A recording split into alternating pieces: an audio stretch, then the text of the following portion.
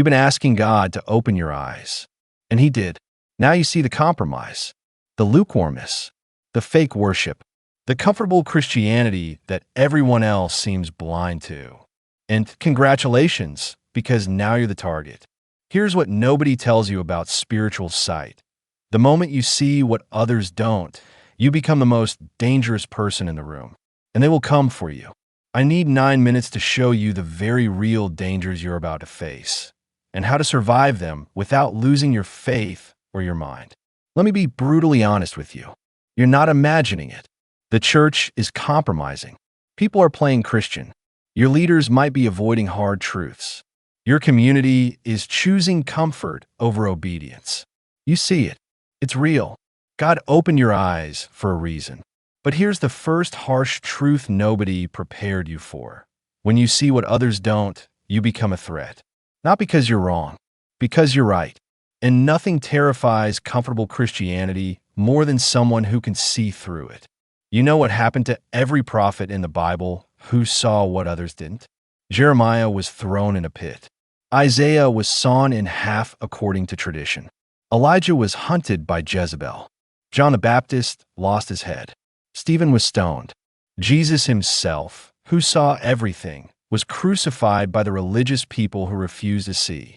And you think you're going to see the truth clearly, and everybody's just going to celebrate you for it? Here's the danger you need to understand.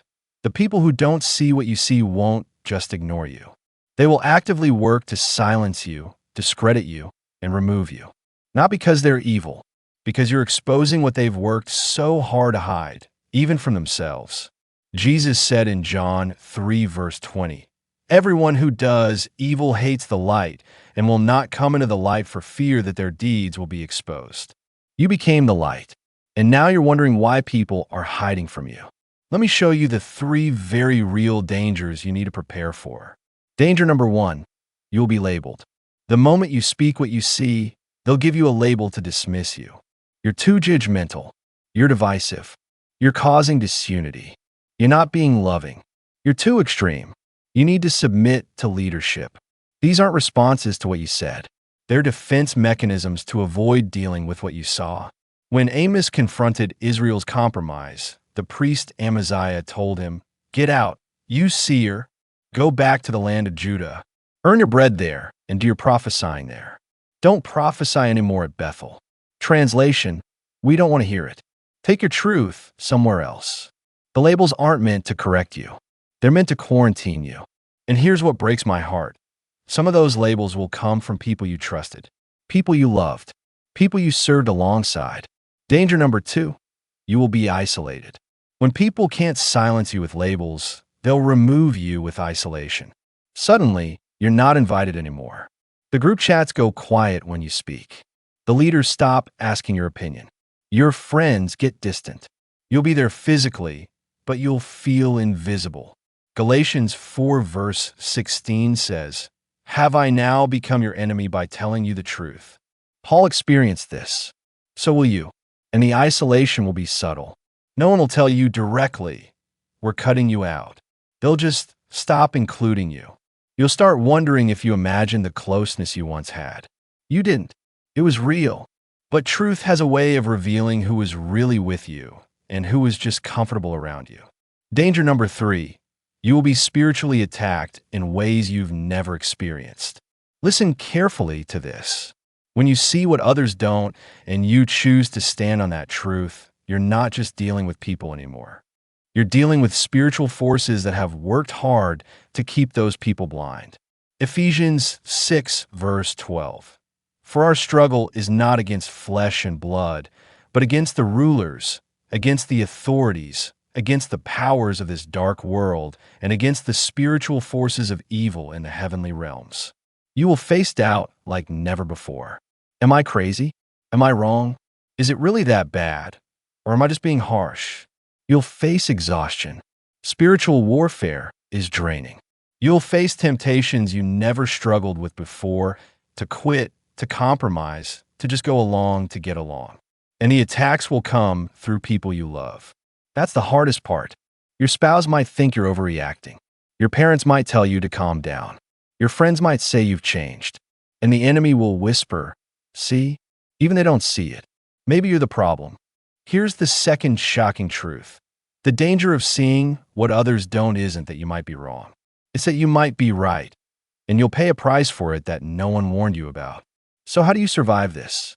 How do you keep your faith when the cost of seeing clearly is this high?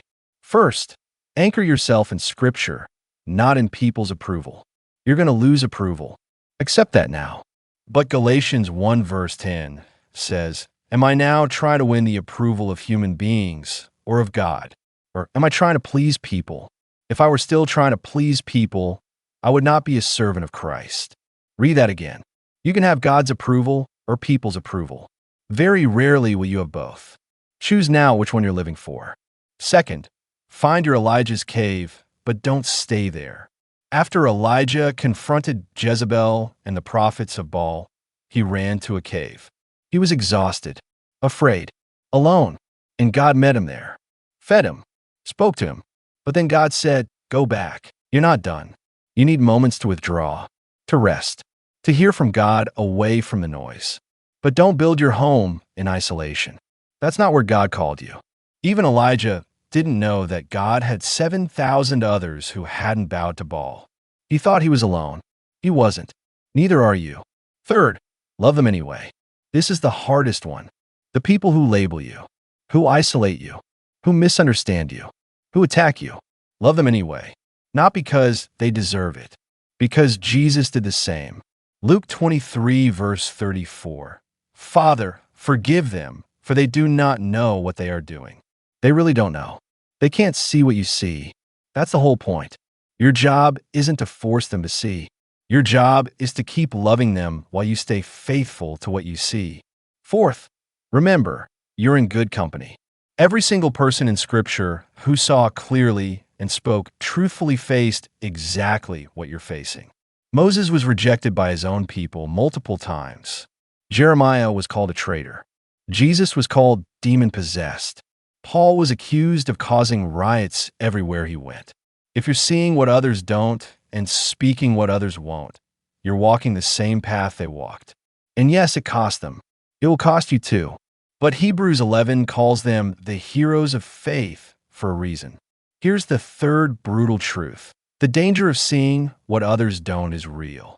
But the danger of not seeing, of staying blind and comfortable, is infinitely worse. Listen to me carefully. God didn't open your eyes to destroy you. He opened your eyes to use you. But He never promised it would be safe. Comfortable Christianity wants safety. Biblical Christianity promises sacrifice. You're going to lose friends. You're going to be misunderstood. You're going to face spiritual warfare you never signed up for. And in the middle of all of it, you're going to be tempted to go back to blindness, to pretend you don't see what you see, to compromise for the sake of peace. Don't, because Jesus said in Matthew 5, "Blessed are those who are persecuted because of righteousness, for theirs is the kingdom of heaven. Blessed are you when people insult you, persecute you, and falsely say all kinds of evil against you because of me. Rejoice and be glad, because great is your reward in heaven. For in the same way they persecuted the prophets who were before you." You're in the lineage of prophets now. It won't be comfortable, but it will be worth it. So here's your choice. You can close your eyes again. Pretend you didn't see what you saw. Go back to comfortable Christianity where everyone likes you. Or you can keep your eyes open, your heart soft, and your faith strong, and trust that the God who gave you sight will sustain you through the cost of it. The danger is real, but so is He. Now walk forward with your eyes wide open.